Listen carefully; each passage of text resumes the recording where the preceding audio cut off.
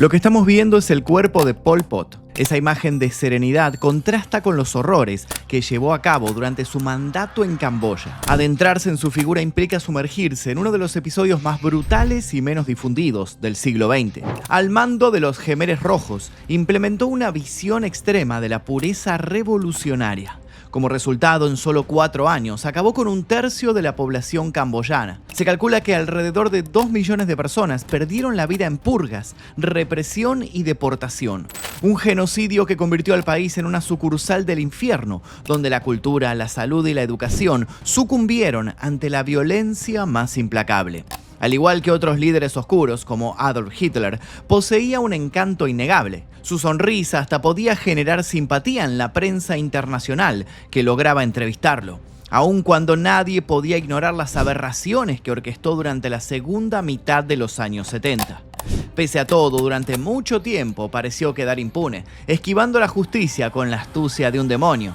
Sin embargo, no podría escapar de un destino inevitable. Pero no nos adelantemos. ¿Cómo llegó a tomar por la fuerza un país entero? ¿Cuáles fueron las atrocidades que lo volvieron una de las figuras más infames de la historia? ¿De qué manera trató de eludir la justicia? Para responder a estas y otras preguntas vamos a viajar hasta el 15 de abril de 1998, el día que murió Pol Pot. Si este informe les interesa, pueden escribir la palabra dictador en los comentarios. Si tenemos más de 500 personas comentando dictador, vamos a hacer otro video al respecto y ustedes pueden sugerir sobre qué personaje podemos hablar. Comencemos. Antes de Pol Pot, el genocida que diezmó a una nación, estuvo Salot Sar. Bajo ese nombre nació el futuro líder el 19 de mayo de 1925, en la provincia de Kompong Tom. Si bien más tarde se promocionó a sí mismo como un campesino pobre, Sar se crió en una familia de terratenientes prósperos en la aldea de Prek Sbaub. De hecho, el clan tenía una relación directa con la realeza. Su hermana, Saro Eum, se convirtió en consorte real y su prima, Meak, era una bailarina principal en el ballet real y concubina del rey Sisowat Monibong. Él mismo pudo palpar ese ambiente durante su juventud cuando le enviaron a Phnom Penh, la capital camboyana, para vivir con sus parientes. Así presenció la opulencia del monarca, pero también las debilidades ante los cambios de época. La economía y la burocracia eran controladas por un protectorado francés. El país formaba parte de la Indochina francesa y eso enfurecía al pueblo Khmer, la etnia predominante, especialmente cuando los franceses empleaban a vietnamitas en la administración pública y en las plantaciones de caucho. Sar también sintió rechazo por la hegemonía europea y desarrolló un resentimiento acerca de los extranjeros. Aún así, no pudo librarse de su influencia. Primero pasó 3 años en un monasterio budista. Esa experiencia marcaría su sentido del orden, la disciplina y la vida comunitaria, aun cuando después rechazó la religión como pilar social. Sus profesores cuestionaron sus condiciones y no le auguraron un buen porvenir. Por eso sus padres usaron sus conexiones para que ingresara a escuelas católicas con influencia francesa. Así, aprendió bien ese idioma y tuvo contacto directo con la cultura occidental. De ese modo, tuvo una educación privilegiada, poco frecuente para un joven camboyano. No por eso dejó de sentir antipatía por los que él consideraba invasores. Notaba que la desigualdad social empeoraba, aunque también reparó en los grupos nacionalistas que se oponían al colonialismo. Se identificaba con esa ideología y quería involucrarse con ellos y por eso aprovechó sus facilidades para pelear con más herramientas. 1949 fue un año clave para Sar. Obtuvo una beca para estudiar radioelectricidad en la Sorbona, una de las universidades más prestigiosas de Francia y del mundo. Enseguida perdió interés en las aulas y se zambulló en su pasión, la política. Pasó tiempo en los círculos de estudiantes marxistas y se afilió al Partido Comunista Francés. En aquellas asambleas absorbió una versión dogmática del comunismo, influida por el estalinismo y el maoísmo. Quedó convencido de que el motor para un cambio histórico no pasaba por la clase obrera urbana, sino por el campesinado. También se convenció de que la verdadera revolución debía ser purificadora, violenta y total. Su convencimiento era absoluto y comenzó a tomar forma cuando fundó el Grupo de Estudio de París, un círculo de estudio secreto con otros estudiantes camboyanos, entre ellos Son Sen, que se volvería su más fiel camarada. Su objetivo principal fue convencer a otros estudiantes camboyanos en el extranjero para que se unieran a su causa. Solo unidos sería posible derrocar a la monarquía del rey Norodom Sihanouk, a quien veían como un obstáculo para la revolución. Pocos imaginaban que sería el germen del grupo que dominaría la política de Camboya, al mando de un líder que no vacilaría ante nadie. En 1953, Sar volvió a Camboya sin diploma, pero con un propósito. Consiguió trabajo como profesor en colegios privados en Phnom Penh. Su gran desempeño lo volvió muy respetado entre sus colegas y era muy apreciado por los alumnos. Sin embargo, su prioridad seguía siendo la política. Y justamente la política de Camboya era un caos, con tres fuerzas enfrentadas. Por un lado, Francia no quería soltar el control de su colonia. Por su parte, el rey Sihanouk buscaba la independencia, pero también quería eliminar a los comunistas para conservar su propio poder. Y también estaban los radicales, que exigían la independencia inmediata. Sar se involucró de lleno con los comunistas. Participó en actividades clandestinas contra el dominio francés y luego contra el Estado camboyano independiente. Participó en una alianza con comunistas de Vietnam. Ellos le enseñaron cómo ir a las aldeas, hablar con los campesinos y organizar comités uno por uno. El futuro líder valoró ese aprendizaje, pero siempre desconfió de los vietnamitas. Se aferraba a un nacionalismo extremo y sostenía que la revolución debía ser obra de los propios camboyanos, sin ayuda ni influencia de ningún territorio vecino. Su nivel de compromiso le permitió ganar respeto entre sus pares y escalar posiciones. Un paso decisivo ocurrió en 1951, cuando el movimiento comunista en la región se dividió en tres: Vietnam, Laos y Camboya. Sar y sus camaradas del grupo de estudio de París tomaron el control de la facción camboyana. Así surgió el Partido Comunista de Kampuchea. Pero durante los años 50 los comunistas eran perseguidos y reprimidos por Sihanouk. Un panorama que pareció empeorar en 1962, cuando Tou Samout, el principal líder comunista del país, perdió la vida por causas misteriosas. Ese crimen nunca fue aclarado, aunque todavía hoy muchos historiadores sospechan que Sar pudo estar involucrado, sobre todo porque asumió el liderazgo absoluto del partido. En 1963, ahora en una posición elevada, Salot Sar adoptó un seudónimo revolucionario que se volvería sinónimo de terror: Pol Pot. El motivo de ese nombre siempre estuvo rodeado de teorías. En Occidente se decía que era una abreviación de la frase francesa politique potentielle, es decir, política potencial. Al parecer, fue sugerido por sus contactos en China o influenciado por su educación francesa. De cualquier manera, representaba la idea de un potencial revolucionario. Para sus camaradas, Pol Pot evocaba la idea de camboyano original. Los cambios no terminaron ahí. El Partido Comunista de Kampuchea pasó a ser conocido como los Jemeres Rojos. Ahora, con una identidad definida, Pol Pot estaba listo para luchar e imponer su doctrina. Pol Pot y los Jemeres Rojos permanecieron activos en los márgenes, pero la gran oportunidad llegó cuando Camboya estaba al borde de un abismo. Durante los años 60 el país se había visto arrastrado a la guerra de Vietnam. Los bombardeos estadounidenses sobre zonas rurales camboyanas dirigidos contra bases norvietnamitas causaron miles de muertos y desplazados. Eso alimentó el resentimiento del campesinado y debilitó al Estado. La confusión y la locura escalaron en 1970, cuando Sihanouk fue derrocado por un golpe de Estado encabezado por el general Lon Nol. La nación quedó sumida en una guerra civil abierta. En esa atmósfera irrespirable, Pol Pot y sus Jemeres Rojos se presentaron como defensores del campesinado y aliados del depuesto Sihanouk. Algunos sectores lo consideraron un símbolo de unión. Así, el líder revolucionario sumó apoyo popular, especialmente en zonas rurales. Al mismo tiempo fue ganando territorio gracias al respaldo logístico de Vietnam del Norte y de la China comunista. También se beneficiaron del desgaste de Lon Nol en el gobierno. Sus intentos de detener las guerrillas fueron en vano. Por otra parte, los bombarderos del ejército estadounidense contra la jungla camboyana dejaron miles de víctimas, pero aumentaron la popularidad de los que se erigían como salvadores. Tras 5 años de conflicto, el 17 de abril de 1975, los Jemeres Rojos entraron en Phnom Penh. El régimen de Lon Nol terminó de colapsar. El general debió subirse a un helicóptero estadounidense para refugiarse en Hawái. Lo siguieron sus lugartenientes y algunas autoridades norteamericanas. En pocas horas, no quedaron rastros de los golpistas. Pol Pot y los Jemeres Rojos fueron recibidos por una multitud agotada y hambrienta, aunque esperanzada. Los consideraban héroes que traerían paz luego de la guerra. Ninguno podía imaginar que ahora su líder tenía intenciones muy alejadas del pacifismo. Entre abril y mayo de 1975, Pol Pot se consolidó como líder real del nuevo estado. Una de sus primeras directivas fue cambiar el nombre por Kampuchea Democrática. Esa resultó la menos dramática de sus decisiones. Bajo la excusa de una supuesta amenaza de bombardeos, ordenó la evacuación total de las ciudades. Hospitales, escuelas y vecindarios enteros fueron vaciados a punta de fusil. Millones de personas debieron marchar hacia el campo montando en autos o en bueyes. Los que no tenían transporte debían moverse a pie, incluidos ancianos y enfermos. Era un viaje largo y nadie contó con alimentos ni con atención médica.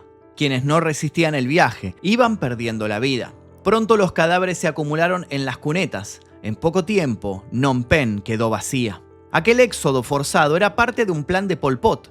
Ahora podría materializar la visión que había cultivado en sus épocas de estudiante en Francia. Así, decretó el denominado Año Cero. El objetivo del líder era hacer la transición a una nueva sociedad camboyana. Pretendía un país agrario y comunista puro, sin pasado ni influencias extranjeras. Todo vestigio de capitalismo y burguesía fue extirpado como un tumor. Para empezar, se eliminó la moneda de manera que ya nadie dispondría de dinero. Luego, mandó a destruir los vehículos a motor. El nuevo medio de transporte nacional sería el carro tirado por mulas. Cerraron mercados y escuelas, quemaron fábricas y bibliotecas, prohibieron el uso de medicamentos importados. La medicina ahora sería fabricada en Kampuchea a base de preparados locales. La religión quedó vetada, incluso el budismo, lo mismo que los intelectuales. De hecho, los anteojos fueron restringidos, ya que el nuevo régimen los consideraba signo de estatus y señal de que era una persona culta. Para Pol Pot, las únicas personas decentes eran los campesinos. En cambio, pensaba que los ciudadanos habían crecido entre lujos y los recursos de las fuerzas invasoras. Por eso, decidió que eran subversivos y debían ser reeducados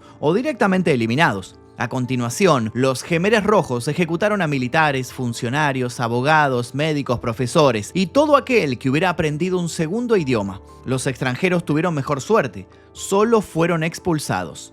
En los primeros meses del año cero, Pol Pot supervisó el cumplimiento de sus directivas, que culminó cortando el vínculo con el exterior.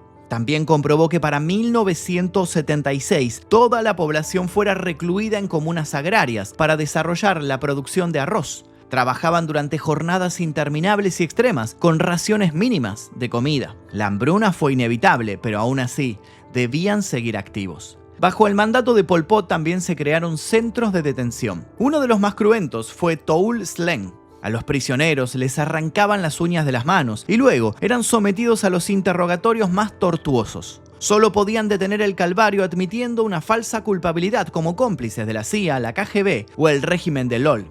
Entregarse a la ejecución era mejor que seguir sufriendo. Para 1977, Pol Pot era amo y señor de Camboya. Contaba con Son Sen como jefe de seguridad y no vaciló en llevar su ideología hasta las últimas consecuencias. Se aseguró de abolir las clases sociales y la propiedad privada. Nadie podía tener nada. Ni siquiera los Jemeres Rojos podían conservar sus armas y vestimentas. La obsesión por el control se tradujo en más decisiones controvertidas. Las relaciones íntimas fueron reguladas, de modo que las parejas debían casarse para procrear a nuevos ciudadanos. A su vez, cada persona debía juntar 2 litros de orina todos los días y entregársela al jefe de la aldea con el fin de fabricar abono.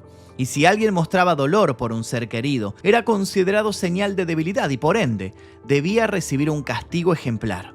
Pol Pot se convirtió en una figura temida, pero muchos aún trataban de luchar en medio de aquel martirio a gran escala. De la mano de sus obedientes Jemeres Rojos, las ejecuciones masivas se volvieron sistemáticas. Así surgieron los campos de muerte, conocidos como Killing Fields. Se trataba de zonas rurales aisladas, como antiguos arrozales, claros en la jungla, fosas naturales o terrenos baldíos, donde miles de personas fueron exterminadas y enterradas en fosas comunes. La mayor parte provenían de Toul Sleng y podían ser de una brutalidad perturbadora. Para ahorrar municiones, los verdugos usaban palos, barras de hierro o machetes y otras herramientas agrícolas. Los prisioneros eran obligados a arrodillarse al borde de las fosas antes de que les quitaran la vida. No solo sucumbieron adultos, también ejecutaron niños y bebés, y con métodos aún más desagradables. Se estima que hubo más de 300 campos de la muerte distribuidos por todo Camboya, donde sobresalió el de Choeun Ek, cerca de Phnom Penh. En cuestión de meses, las fosas rebalsaban de ejecutados, pero también de víctimas de agotamiento, desnutrición y enfermedades que ningún medicamento local pudo curar. Los sobrevivientes lidiaban con otros tormentos. Presas del deterioro físico y mental, llegaron a practicar el canibalismo para poder alimentarse. En poco más de 2 años, Pol Pot organizó un auténtico genocidio en Camboya. Estaba convencido de que todo respondía a su utopía comunista, y nada ni nadie parecía detenerlo, hasta que llegó su caída. La debacle de Pol Pot ocurrió en 1978 y se forjó desde las entrañas de su gobierno. Si bien el líder se sentía omnipotente, desarrolló una paranoia imparable. Los Khmeres Rojos habían adquirido un peso fuerte y supuso que algunos podrían organizar un golpe de estado o aliarse con fuerzas enemigas. Entonces ordenó arrestar y ejecutar a quienes le inspiraban más desconfianza. Si no eran culpables, al menos quería advertir al resto. Por esa época sus iniciativas demostraron ser un fracaso. La producción agraria nunca cumplió con las expectativas y solo dejó cadáveres y desesperanza. Las novedades se filtraron a medios internacionales, donde el periodismo hablaba de una crisis humanitaria inaudita. Nada inquietó a Pol Pot, pero su nacionalismo salvaje chocó contra Vietnam. También era un régimen comunista, pero alineado a la Unión Soviética. En cambio, Camboya permanecía junto a China. La tensión aumentó cuando a fines de 1977 el mandatario mandó atacar las aldeas vietnamitas en la frontera. Miles de civiles perecieron, aunque pensó que al menos se había deshecho de posibles sospechosos. La masacre en las fronteras selló el destino político de Pol Pot. En diciembre de 1978, Camboya fue invadida por el ejército vietnamita. Entre las filas había camboyanos que habían escapado de su patria. El mandatario mandó a todas sus fuerzas khmeres, pero no fueron capaces de ofrecer resistencia. Estaban debilitados debido a las purgas internas, la desorganización y la falta de apoyo de los lugareños. En 2 semanas, las tropas de Vietnam avanzaron sobre tierras camboyanas y el 7 de enero de 1979 tomaron Phnom Penh. Así el régimen de Kampuchea Democrática llegó a su fin. Pol Pot perdió el control del Estado y todo el poder que lo había vuelto terrible, pero no se rindió. Junto con lo que quedaba de los Khmeres Rojos, huyó hacia la selva, más exactamente a las zonas fronterizas con Tailandia. Era un prófugo, pero consiguió mantenerse durante años como líder de una guerrilla cada vez más fragmentada. Mientras el mundo hablaba de él y de sus crímenes, logró permanecer escondido e impune, rodeado de sus hombres de confianza como Son Sen, hasta que descubrió la verdad. Y es así como nuestra historia vuelve al principio. La permanencia de Pol Pot y los suyos en la jungla de Tailandia se extendió hasta finales de los 90. Para ese entonces la camaradería era casi inexistente. Ahora envejecido y enfermo, el líder ya no podía considerarse como tal. Luego de décadas de guerrilla, deserciones masivas y pérdida de apoyo externo, los Khmeres Rojos se encontraban divididos en facciones enfrentadas. Aún así, tenía la suficiente autoridad para ordenar la ejecución de Son Sen y su familia.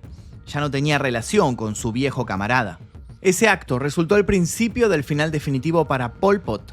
A mediados de 1997 quedó arrestado por una facción rival de los Khmeres Rojos, pasando a ser prisionero dentro del mismo movimiento que había creado. Incluso fue sometido a una suerte de juicio improvisado, donde se lo declaró culpable de traición al movimiento. La sentencia fue arresto domiciliario de por vida. Debió vivir bajo vigilancia constante en una choza precaria, cerca de la frontera con Tailandia. Enseguida su salud se deterioró. Tenía movilidad reducida y sufría problemas cardíacos y respiratorios.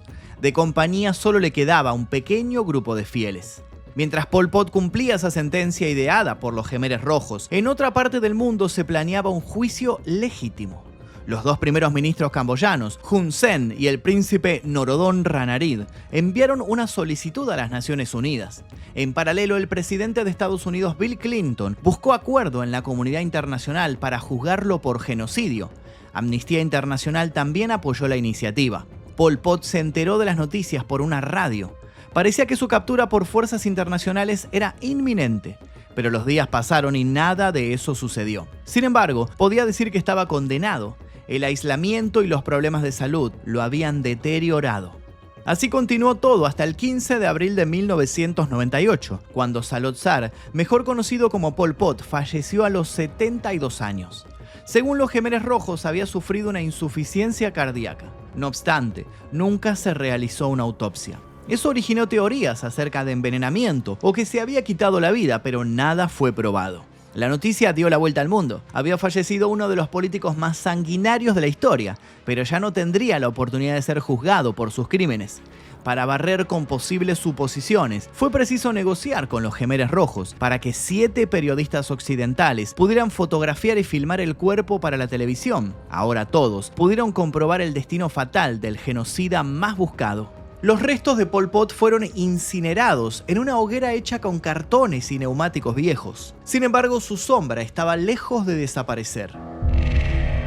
Pol Pot llegó al poder con una visión controvertida. Su idea de una sociedad perfecta, eliminando a quienes consideraban impuros, desembocó en un experimento atroz. Quiso reiniciar la historia borrando a su propio pueblo a fuerza de autoritarismo y sangre. Las cifras no dejan espacio a las dudas. Durante esos 4 años de régimen comunista perdieron la vida entre 1.5 y 2 millones de personas, el equivalente entre el 20 y el 25% de la población camboyana.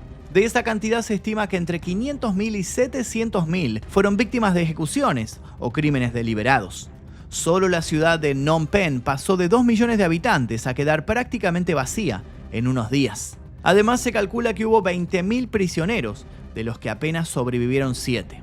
Durante años, el genocidio camboyano fue ignorado o minimizado por gran parte del mundo. Recién en 1984, con la premiada película The Killing Fields, el público occidental tomó verdadera conciencia de lo ocurrido. Pero fue a comienzos del siglo XXI que se inició un proceso sistemático de memoria, justicia y educación.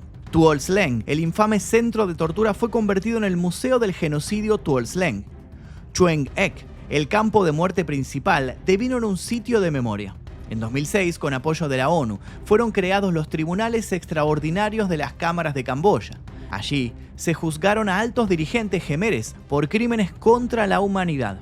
En una época donde emergen con fuerza líderes tenebrosos, el fantasma de Pol Pot nos recuerda horrores del pasado y permite tomar conciencia sobre el estado del mundo actual.